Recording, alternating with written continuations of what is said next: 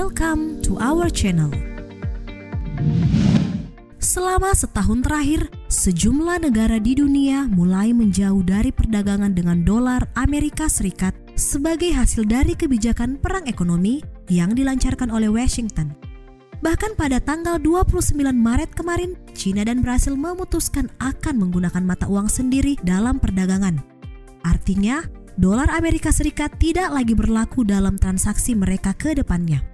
Tidak hanya meminimalkan biaya, kesepakatan yang dimaksud memungkinkan kedua negara untuk melakukan perdagangan besar-besaran dan transaksi keuangan secara langsung yang mana menukar yuan dengan reais maupun sebaliknya tidak lagi melibatkan dolar. Lalu, apa yang membuatnya menarik? Tentu saja ketika mengingat kembali betapa China sudah sejak lama menjadi saingan utama hegemoni ekonomi Amerika Serikat, membuat siapapun akan memikirkan nasib dolar di bawah dominasi China yang kian menguat hari ini. Apalagi China memiliki kesepakatan mata uang serupa dengan Rusia, Pakistan, dan beberapa negara lain. Sejauh ini, China dikenal sebagai mitra dagang terbesar Brasil, sebuah negara dengan ekonomi terbesar di Amerika Latin, sekaligus pemilik rekor perdagangan bilateral senilai 150, miliar dolar Amerika Serikat tahun 2022.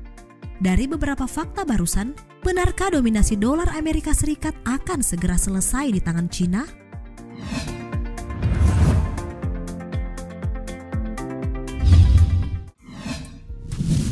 Tatanan dunia selalu berubah.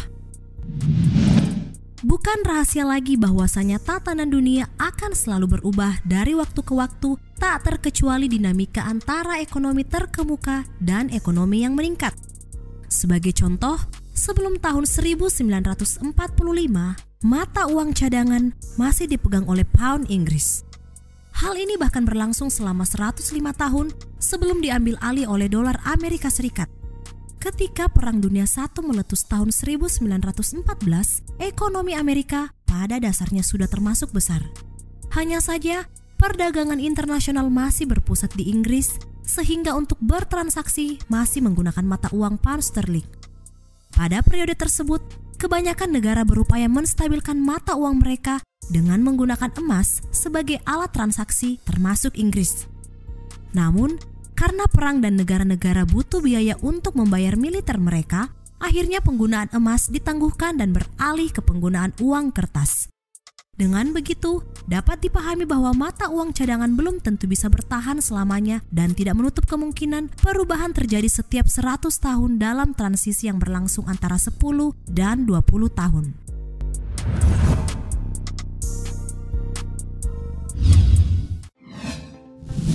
Dolar sebagai mata uang terkuat di dunia. Untuk memahami kondisi sekarang, mari kita lihat mengapa dolar begitu perkasa. Ya, selama 80 tahun terakhir, dolar Amerika Serikat telah menjadi mata uang paling kuat di dunia. Sebab kehadirannya sebagai apa yang disebut mata uang cadangan mengacu pada mata uang yang diterima di seluruh dunia. Sejak berakhirnya Perang Dunia II, dolar Amerika Serikat telah menjadi mata uang global yang dominan. Pernahkah kalian mendengar tentang perjanjian Bretton Woods?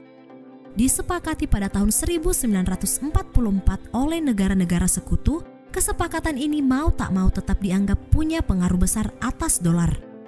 Bagaimanapun, sejak saat itu dolar Amerika Serikat menjelma sebagai mata uang cadangan paling populer di dunia karena stabilitasnya dan dukungan dari pemerintah Amerika Serikat. Selain itu, setiap negara yang ingin membeli minyak dari negara-negara OPEC juga harus membayar dalam dolar Amerika Serikat.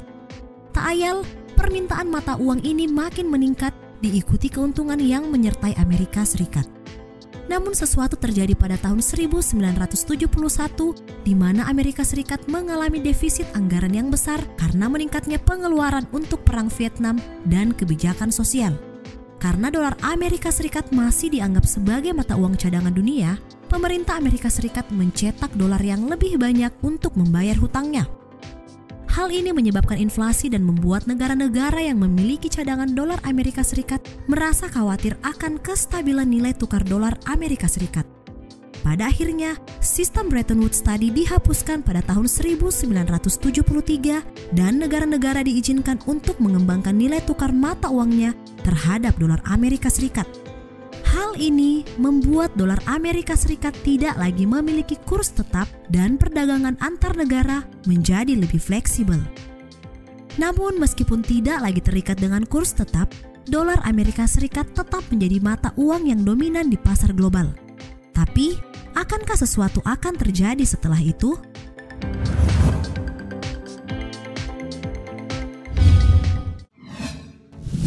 Jatuh bangun dolar Amerika Serikat.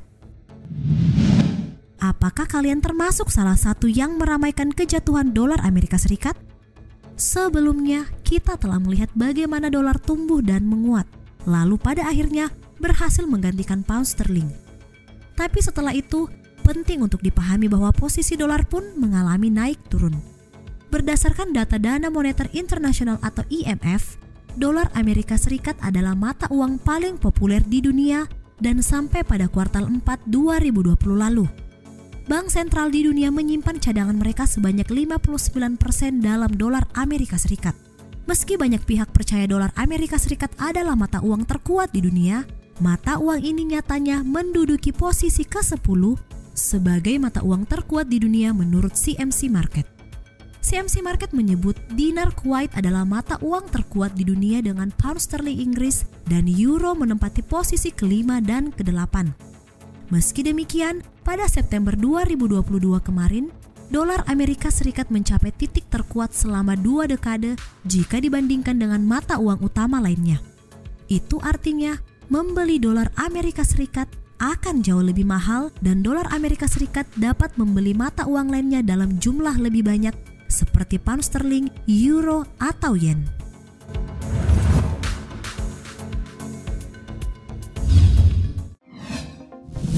Lantas, apa yang terjadi sekarang?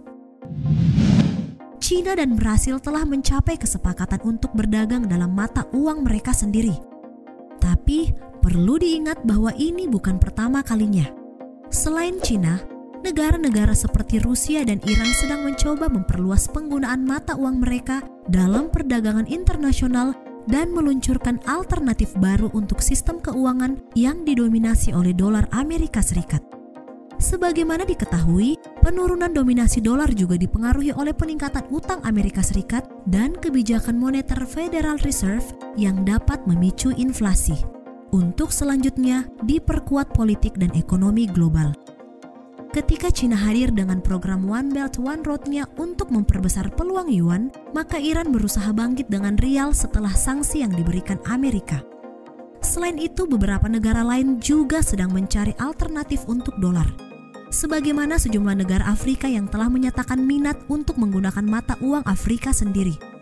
Terbaru, akhir Maret tahun ini, para pemimpin negara-negara ASEAN telah berkumpul untuk membahas kemungkinan penghentian penggunaan dolar Amerika Serikat dan euro dalam perdagangan regional.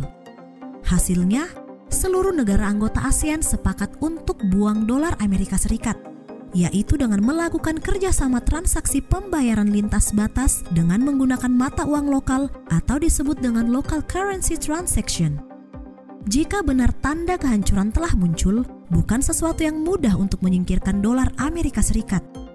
Ya, mata uang tersebut nyatanya masih menjadi terbesar dan paling liquid di dunia.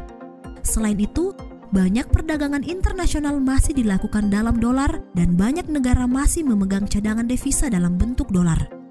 Hanya saja, sekali lagi kekhawatiran tentang masa depan dolar dan dampaknya terhadap sistem keuangan global semakin meningkat. Kita akan melihat apakah upaya negara-negara untuk mencari alternatif akan berbuah hasil atau tidak. Apakah kalian punya prediksi terkait hal tersebut?